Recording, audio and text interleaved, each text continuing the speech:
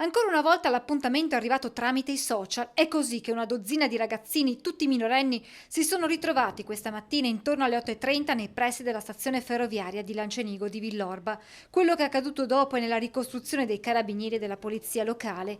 I giovani, per futili motivi, si sono affrontati in un violento litigio degenerato in una rissa a tutti gli effetti, finita con il fuggi-fuggi generale all'arrivo dei militari delle stazioni di Villorba e Spresiano, del nucleo radiomobile della compagnia di Treviso e della polizia locale.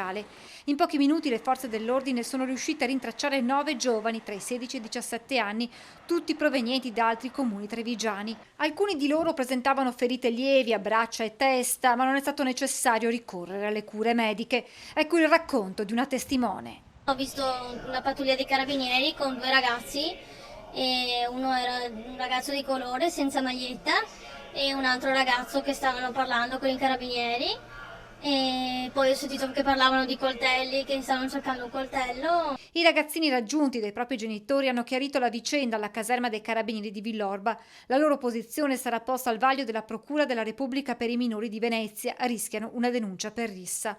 Una vicenda grave e inquietante che ricorda quanto accaduto nelle scorse settimane in centro a Treviso. Episodi che impongono alle istituzioni un intervento urgente. È un fenomeno che ci preoccupa e che stiamo monitorando da tempo.